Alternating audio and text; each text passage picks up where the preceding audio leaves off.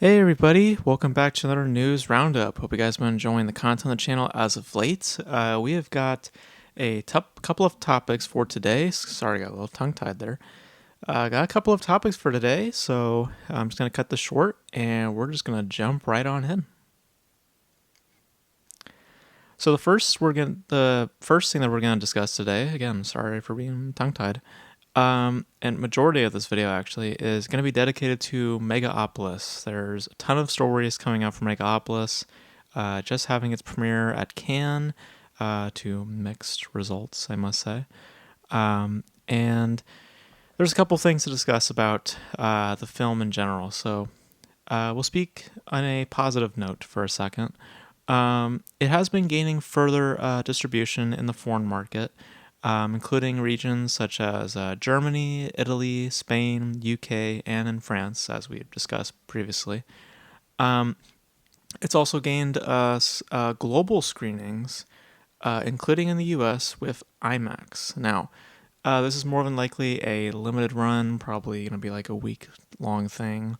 And there hasn't been any secured dates yet until the film gains a US distributor, but they're committed to showing the film in their selected theaters once a distributor, uh, reaches a deal with Megalopolis. So, outside of the foreign market, though, the film, as we've illustrated, still doesn't have any US distribution, and they're keeping the rights of VOD and television strictly in Coppola's interests, more than likely to give the film some way into the US without having to go to theaters if they're not able to gain theatrical distribution. So, so it's been gaining more distribution, and really,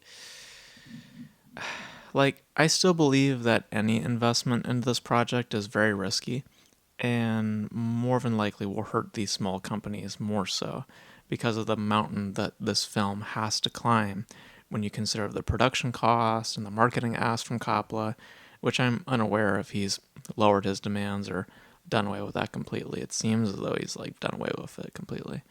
But let it be known, the only reason these regions are taking it is because they're looking to draw that name value and nothing else. Plus, really, it's the only market this will likely be theatrically, the foreign market. I mean, it's smart for him to keep the streaming rights because I think he knows that this isn't hitting theaters in the US unless a distributor caves in and helps with the IMAX release. But as we've talked about before, the investors walked away from it. They didn't like what they saw. So I think it's a smart strategy in getting the film to an audience in North America to keep the VOD and television rights close to his chest. I think that's a smart strategy, mainly through the means of streaming, which wouldn't require distribution rather than just negotiations with those respected companies. But there's no two ways of looking at it. This will bomb. This will absolutely bomb. This is not going to turn a profit. This will hurt these distributors, and this will more importantly hurt Coppola. And if you go look at the premiere, it seems that the premiere at Cannes that just happened, even the cast seemed weary about it. There was a quote from Aria Plaza, who is in the film, who has a strange sequence from what I heard, like involving multiple men, like a sex type sequence. I have no idea, but calling her like a dominatrix, I heard from one article. Um, but um, but she made a comment regarding the film, and this another story that we'll get into pretty shortly. And she was like, "Well, Coppola doesn't need my defense. You know, he doesn't. I don't need to defend him. Like, when you read her quote, I can't say it precisely, but she's basically giving a very subtle suggestion that she doesn't like. Yeah, she's not big on it either. Um, everyone's just kind of just tiptoeing around it at this point. Um, I think even she knows that she's like, yeah, this isn't that great, you know, um, because this isn't going to be financially successful, and as far as I can tell so far, it just hasn't been hitting critically either. So I think more or less this is destined to be a festival screening, um, with a foreign release set, but I don't think in the U.S. it's going to get any farther. It has the budget of a blockbuster, but it has the reach of an indie. So I think it's just destined for a smaller market, and in that, with the kind of budget that it possesses, I just think it's doomed to fail. To be blunt about it, and these companies are just shooting themselves in the foot, honestly. So, so that's just how I feel about that. Now, um, rolling into the next story regarding Megalopolis, there's an article that came out from the Guardian, kind of a bombshell article, and the Guardian's a reputable source. Um, they detailed a lot of issues that apparently happened on the set of Megalopolis, most, if not all, being motivated by Francis Ford Coppola's behavior. So, just to list out what happened on set, because I have bullet points here. So, first thing that was going on set was that he was constantly giving ideas and then dropping those ideas in favor of something else after the crew, mind you, gets prepped and ready based on the shooting script provided. So it's not based on what Coppola is saying. I mean, Coppola will say what he says, and the crew will follow through with it. They're going based on the shooting script, what is being fed to them and told to them that, look, this is what we're planning to shoot, hence the shooting script. But Coppola comes in and says, no, ignore that, just focus on what I'm saying, and he seemed very inconsistent in that regard. Um, and then apparently he bought out a motel for his family to live in and was renovating it amidst shooting the film. And this, from what it sounds like, it was likely leading to exhaustion and frustration because they were doing construction and it was keeping them up, or it was like waking them up at like very early hours. Um, and on set, more so, he had, I'll say, an icy collaboration with Shia LaBeouf, it seemed, because Shia LaBeouf was like frequently asking questions regarding his character, and Coppola, apparently while stressed, dealing with all the stuff on set, would respond in, quote, a certain way, which is probably a certain way meaning a aggressive way.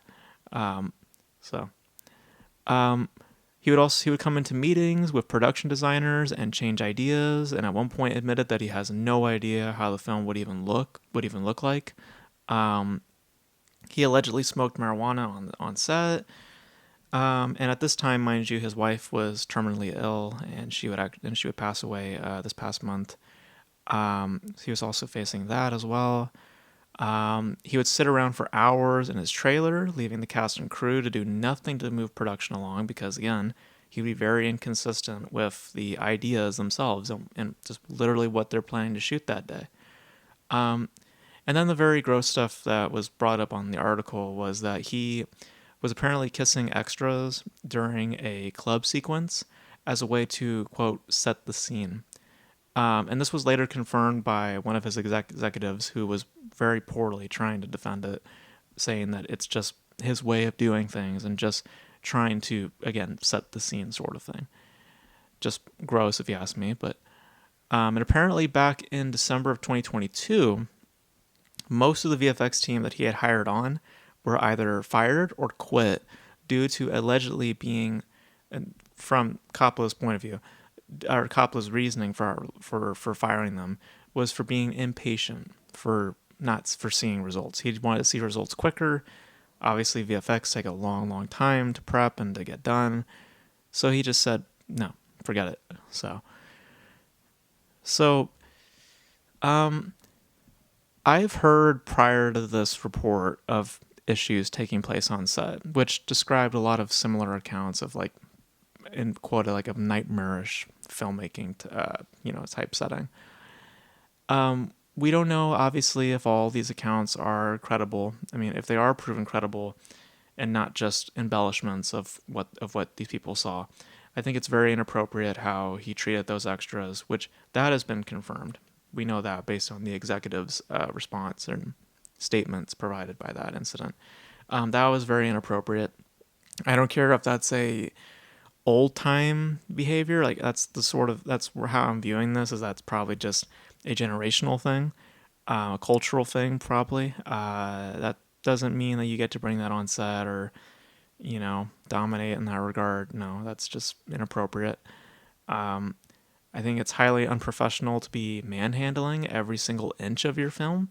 Like, yes, he's the one who's putting the money down, but this is also why you hired people in the first place, to alleviate the stress, to collaborate. That's what filmmaking is all about, is a collaboration. So when you're having to do everything or having to be in charge of every square inch of it, like you're just making it harder for yourself, and nobody really would want to work with you at that point. It seemed a lot of people, including the actors, as I said earlier about Aubrey Plaza's comments, it just seems like the actors are not really weren't really into it. There's even reports of just people coming out of the film from the premiere, and they were like laughing and booing at the film. Apparently, some of the acting was a bit wonky, but to not also be consistent in your approach, and to run around acting like, frankly, an asshole, like it's it's it's not in any respect appropriate or justified, in my opinion. I understand he had personal matters going on with his wife and other things, but as the old saying goes, dude, work life and personal life are separate, dude. And yes, that applies to any profession, including art. Um, so I understand that there was a lot of things going on in his personal life that obviously affected him on set. Um, but that doesn't excuse the behavior on set, though. That doesn't alleviate my concerns. That doesn't uh, make it any less bad. It's just, it was wrong. It's wrong. It was inappropriate and just unprofessional. And as far as I can tell, based on reception from the film, it looks like it translated. It's not like he was able to cover it up and make a good film. Looks like it was translated, unfortunately. But that's to be seen. So, well, we don't even know if it will be seen here in the U.S. So it really will be left unseen, So, but who knows? So I don't agree with how the production was allegedly handled, and especially for the extras, I think that was just really, really gross.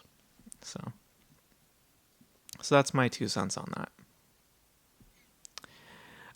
Following up from distribution talks, I wanted to get into a article that Variety had published regarding U.S. distribution, which I think was probably brought up by Megalopolis trying to gain U.S. distribution.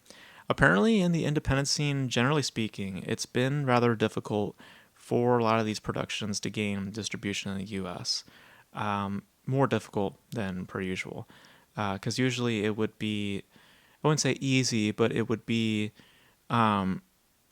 easier, I guess, compared to how it is now. And according to the article, the main reason cited is because distributors are having a hard time finding financial security in these potential investments, not losing money as a result, and justifying the cost in a market that is growing more specific in its taste than anything else. Some of these projects that the article cites as examples are small things like these, which is Cillian Murphy's project, La Cocina, which is a Rooney Mari project, and just to throw one from me is Megalopolis, which we've just been discussing in this video. As the article points out, quoted from the head of AMC Networks Film Group, like just his quote, I think really illustrates my point of what I'm about to bring up. Hollywood has yet to recover from the effects of the pandemic financially. So when you put that in perspective, they cannot afford to be taking, at this point, unnecessary risk with these smaller projects. I mean, there's an argument to be made for the potential losses compared to a tentpole, but that same argument can be answered by the potential an IP can have over an original piece of content with notable stars purely going by the strengths of its storytelling. Like, majority of audiences aren't interested in those kinds of films. I mean, even this head admits that, and Hollywood needs Hollywood needs to be making safer bets right now. Like people in the past would be like, well, I can't believe Hollywood is making these safe bets all the time and it's just creating a formula. Hollywood needs that sort of thing right now. And unfortunately, the indie scene, unless there's a market that opens up for that specific film, aka word of mouth gets around, they will have to take a back seat until Hollywood recovers and bounces back. And in the era of streaming taking the charge in consumption and general interest, thanks to Hollywood doing that to themselves, it may never get back to how things were in 2019. And I severely doubt that we will ever return to 2019. It's just very unlikely. So it's just very unfortunate for indie filmmakers. Um, but it's just also the business. It's the business of today. And it just sucks for them. It just really does. But yeah, I mean, it's unfortunate for them, but it's also for Hollywood the right thing to do in order to secure more financial gain, you know. So and until they can bounce back, the indie scene might have to take a back seat for a little bit. So, speaking about financial gain, let's talk about a film specifically, a very specific film, Doctor Strange 2. According to a Forbes article, which appears to be a fair source for information, looking into Disney's tax filings, which I'm not sure how they obtained that information, but okay. Doctor Strange and the Multiverse of Madness, which was released in 2022, which reportedly had a budget range of $350 to $410 million, apparently didn't turn a profit or come close to recovering the investment. With a budget that size, the film would have needed over like $1 billion to be considered financially successful. Instead, it collected $955.8 million, going below what was needed for it to be deemed profitable. This further illustrates the concern for spending in Hollywood, and kind of piggybacking on our last conversation about the indie productions.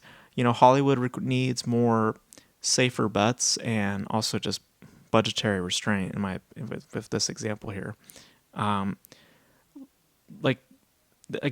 like I said, this just really illustrates the concern for spending in Hollywood and the large amounts being spent, either from the increase in pricing of material or by how much the studio is putting down for the film. Like, budgets for blockbusters or tentpoles at this point, they need healthier numbers, like something like 120, 130, even lower than that if that's possible.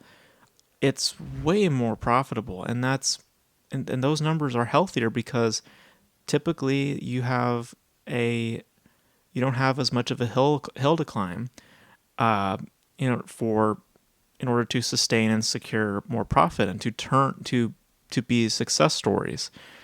Like look at Kingdom of the Planet of the Apes right now. That's 160, so that needs what, like roughly 500 million, half a billion. That probably was a bad example, but you know what I mean. It's like budgets that are like lower on the scale like that compared to Doctor Strange 2, which is like $350 million or 410, if you believe the Forbes article. That's just way too much. And in a market right now where streaming is the big thing, studios cannot afford to be having budgets like that. So they need to be cutting back a lot in order to secure more profits. Otherwise, it's just going to be more failures than successes. And Doctor Strange 2 apparently was an example of a failure. And it also illustrates that 2023 was not an isolated incident. 2022 also had its failures. So, and it also illustrates how long it's been for Disney failing with their superheroes. It wasn't just 2023, guys. 2022 pandemic. I mean, it's been rough. So some people, I think, just need to wake up and smell the coffee, if you ask me. So, taking a back seat or taking just a minute from all that, talking about distribution and all that, let's get into some small topics here and there, and then we'll finish it up with returning to Megalopolis. Um, let's talk about Warner Brothers for a second. Going from Disney to Warner Brothers, they've announced some release dates for some upcoming films, including Mortal Kombat 2, which is scheduled to be released on October 24th, 2025. And then following that, next year in June, Supergirl, Woman of Tomorrow. That's going to be released on June 26th, 2026.